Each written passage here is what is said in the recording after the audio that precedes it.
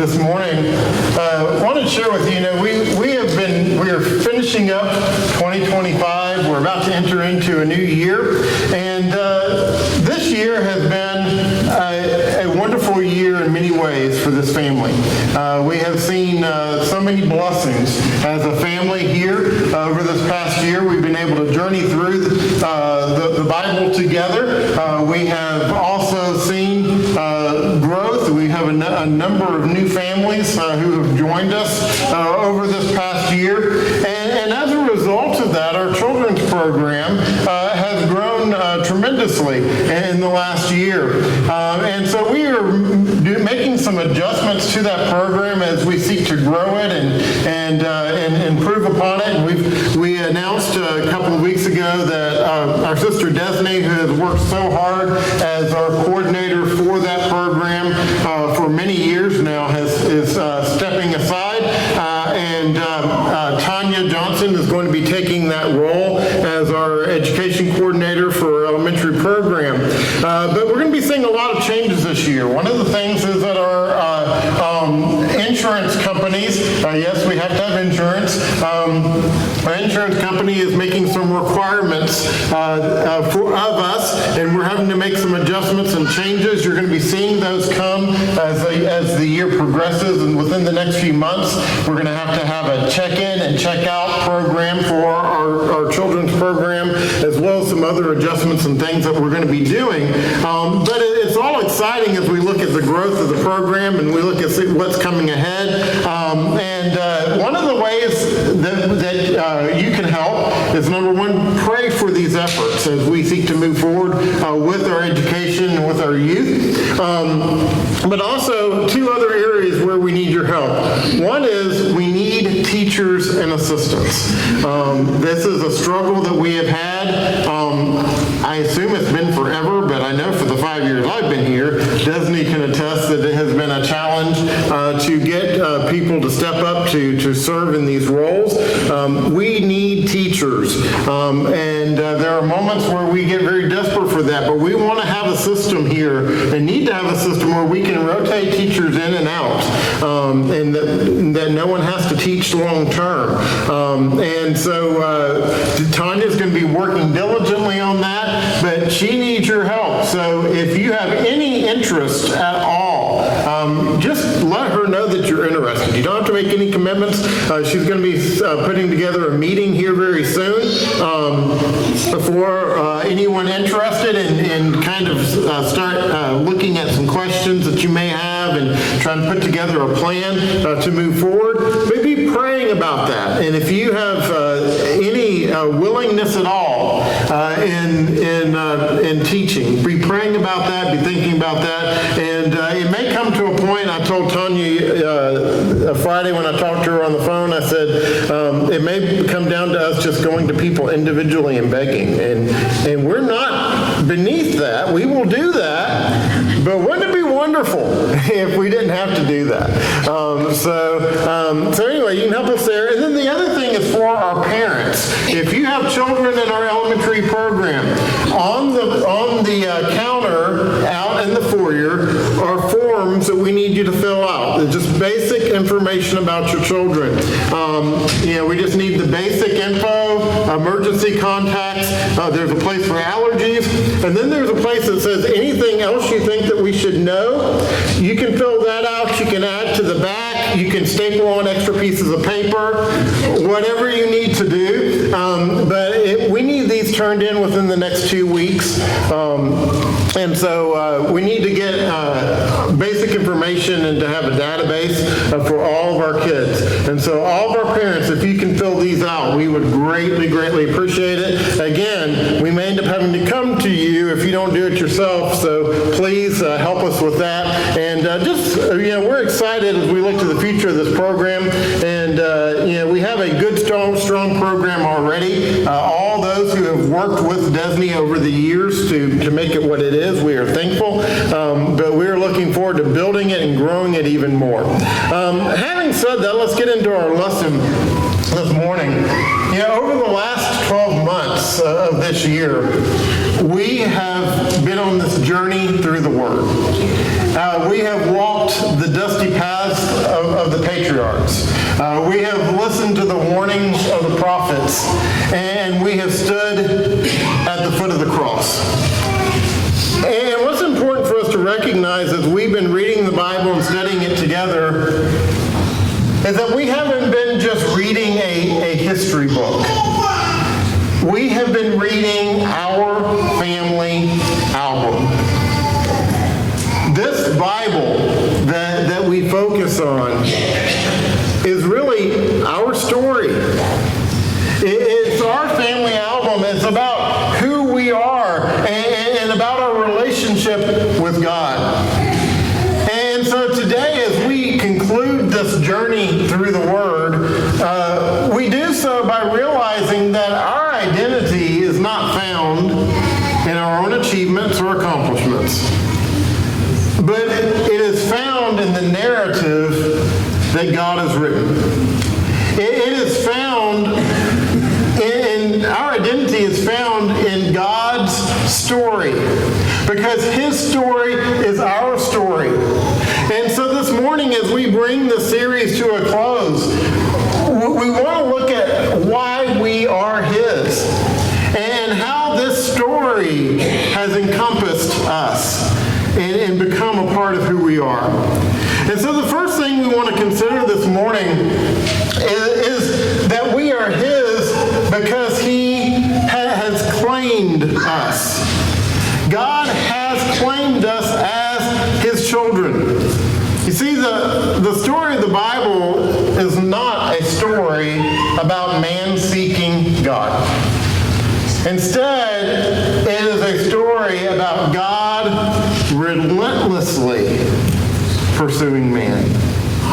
It is all about God's desire for a relationship with us.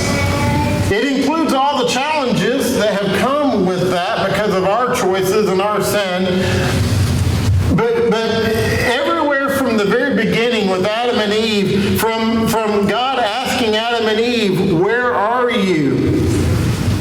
To on Calvary, Jesus saying, it is finished.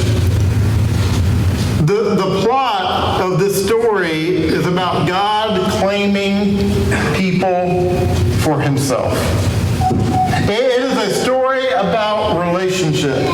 And so this morning our text is going to be focused in on 1 Peter chapter 2, verses 9 and 10. And we're going to start off in verse 9. In verse 9 of 1 Peter 2, Peter says, "But you are a chosen race, a royal priesthood, a holy nation, a people for His own possession." Now let's stop there for just a moment. Look at these possessive statements that are made. He first says that you are a chosen race. Now what is a race? A race is a set-apart group of people, right? And he says you are a chosen, set-apart people. He then says you are a holy priesthood. What is a priesthood? A set-apart group of people. And he says you're not just any priesthood, you are a holy priesthood. In other words, you belong to God. Then he says you are a holy nation. What is a nation? A set-apart group of people. And again, not just any nation, you've been set apart for God. You are a holy nation. And then it says you are a people for His own possession. In other words, you belong to God. Is there any other way he can emphasize that point? We are set apart for Him. But then let's read on. He says, that you may proclaim the excellencies of Him who called you out of darkness into His marvelous light. We belong to Him. And we belong to Him because He chose us. God chose you. He set you apart. You are special because He chose you specifically. And He chose you for a purpose, for a reason. You know, the world is going to look at us and they're not going to see the value. The reality is, you know, if you just take myself as an example, I believe my wife values me and my family does, and I think most of you here would say that you value me. But the world as a whole, if I weren't here, it would not mean a thing. There would be no change. Nothing would stop. Nothing would change in life. Everything would go on. There is no real value as far as the world standards placed on me. And yet, God chose me. And He values me. He sees a value in me that no one else might see or no one else is going to understand. You know, I have on my desk here in my office, I have a key. I meant to grab it and just forgot. But I have this old rusty key. It's an old skeleton key. I don't even know what that key went to. And the key really has no value as far as world standards go. I mean, it's worth nothing, and yet that key is precious to me. I pick it up every day, just about every day, and hold on to that key. And that key is not precious to me because it's financially valuable, because it's probably worthless. But it's precious to me because of the story behind it. That key was given to me by someone that, when they gave it to me, and it was someone who's very important to me in my life, and they gave it to me, and I said, "Why are you giving me this?" And they said, "I'm giving you the most valuable thing that I have." And I said, "Why is this valuable?" And they said, "Because I placed value in it." And things are valuable because we decide they're valuable. That statement changed the way that I look at life and everything. And that key is precious to me because of what it reminds me of. That I decide the value of a person. I decide the value of things. I decide whether or not I'm going to love, whether or not I'm going to cherish. I decide those things. I place those values. And that lesson makes that key valuable to me. But the reality is, it's not going to mean anything else to anyone else. To you, it's going to be junk. To me, it is precious. Why? Because it has a story. And because of the story, it's precious. God did not claim us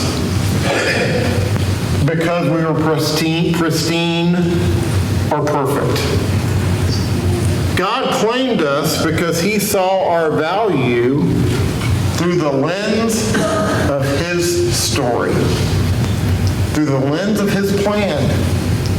He sees our value, a value that the world is not going to see, and therefore He claimed us. He chose us. He said, "You are mine." But then number two, we are His because not only did He claim us, He's called us.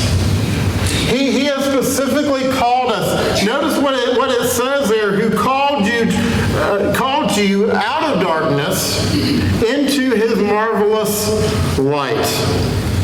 You know, every great story has a climax. A moment where everything kind of changes and everything comes together in the story. In God's story, the climax is the gospel. It is the story of what Jesus Christ has done for us. That is the climax of God's story. And so we are here today because He's called us out of darkness into His marvelous light. He's called us out of the world into that relationship through Jesus Christ. And throughout our journey through the Word over the last year, we've read all the aspects of that story, and we've read about some pretty dark moments. We've read about Adam and Eve choosing sin. We've read about the destruction of Sodom and Gomorrah and Joseph being sold into slavery. We've read about the nation of Israel ending up in Egyptian bondage, and then we've read about the nation of Israel turning away from God over and over and over again. And yet the amazing thing is that every one of those moments has turned into victory because God has called us out of darkness into His marvelous light. Every one of those dark moments has resulted in and turned into victory because of what God has done for us. Because He not only claimed us, He has called us out of that world of darkness into a relationship with Him. And so we look at every one of those moments, and we look at the moments we've had in our own lives, those dark moments in our own lives, and recognize that we find victory, ultimate victory, because God has pulled us out of that into a relationship with Him. We are His because He has called us. We are His because He has claimed us. But then finally, we are His because He has covered us. You see, God has given us all of Him. You know, a story is only as good as its resolution. A story is only as good as its ending. You know, have you ever heard somebody talk about a movie and they say, well, you know, it started out slow, but the ending was great, right? We judge everything by the ending, by the resolution. And as we look at our relationship with God, we were once not a people. In other words, we were disconnected and we were wandering. But because of His story, we are now a people. And we have received mercy. You see, the resolution of this year-long journey that we've been on reading through the Word is that we are no longer orphans. We are family. We are in a relationship with God. Why? Because He chose us. He claimed us. He has called us, and He has covered us. Notice it says in verse 10, once you were not a people, but now you are what? God's people. Once you had not received mercy, but now you have received mercy. You see, that's the ending of the story. That's not the ending, rather it's the resolution of the story. I want to show you something as we close this morning. I have here, and I hope you can see it. It's not enlarged as much as I would like, but this is basically the family tree, starting with Adam and Eve and leading all the way to Jesus. And it's abbreviated for space purposes, right? But this is basically the family tree that culminates in the coming of Christ and His sacrifice on the cross. That's the story, and yet it's actually not the story. There are a lot more names that need to go on that tree. Now, I just went through our directory and copied names, so if I missed yours, I apologize. You can place it up there in your mind. But the reality is we all go on that tree because we're all part of the story. We're all part of the family. And since we are His, we're members of His household. We are members of His family. He claimed us. He called us. And He has covered us. We're His. You know, I shared last week that, I was adopted by my biological father. It's something I've talked about many times since I've been here. You're well familiar with the story. But the reality is I was adopted by my now father. I had a biological father. And that story is not pretty. It's a pretty devastating story. But you know what? I look back to that story and I thank God for it. Because the reality is, if it were not for that man, I wouldn't have a story. I wouldn't be here. You see, my story is only possible because He's part of it. There was a time where I had a lot of resentment towards Him for the dark part of that story. But today I've grown in the ability to be thankful for Him. Because if it were not for that part of the story, I wouldn't have a story. You know, we find ourselves a lot of times in life resenting different moments in our lives. You know, dark moments, dark things that we've been through that we're like, man, if I could do it over again, I would not do that. And yet the reality is you are who you are today because all those things are part of your story. And while they are dark moments, we found ourselves through those moments. And God's brought us to where we are today. We are His. He has claimed us. He has called us. And He has covered us. And so we don't live in regret. We live in thankfulness. You know, I am thankful that Adam and Eve are part of my story, because if it were not for Adam and Eve, I wouldn't have a story.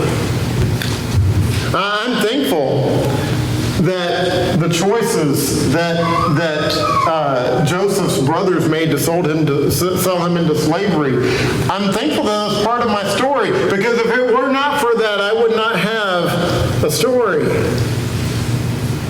You see, I'm only part of the story because all those things are also part of God's story. God's story has some dark moments in it, and yet it is a beautiful story. And it's important for us to remember that that story, it continues. It continues on today. And so the journey through the Word doesn't end just because the calendar flips to a new year. We are His because His story has become our story. And so that story continues. And as we now enter into a new year, we don't walk into this year as an unknown, and we don't walk into it alone. We walk into it as people for His own possession. We belong to God. And we walk into it as people who carry His Word in our hearts. His story is our story. You know, this time of year, over this next week, every news media that you turn to, if you turn to them, they're going to do a reflection. They started this morning. This morning they started doing the year in review, right? And what's interesting is they typically do all the bad stuff. You know, they review all the bad stuff from the year. The truth is, we've had some wonderful things that have happened in this past year. We've had some bad stuff too. But God's gotten us through every bit of it, and now we look to a new year and a continuation of our story, which is God's story. We are His. He has claimed us. He has called us. He has covered us. And so while there are a lot of things that we're not certain about, I'm really not certain about the economy in the coming year. I'm not certain about what wars we're going to be in of or out of in the next year. I'm not certain of who's going to be picking up my garbage in the next year. I can't tell you any of those things. But I do know who has control of my life. And I do know what journey I'm on. And that's all that matters. Are you part of God's story? If not, why not? Because it's only as a part of His story that you can set all the things of the world aside. Because this world, while I live here and I'm thankful for it, it's not my home. We are just passing through.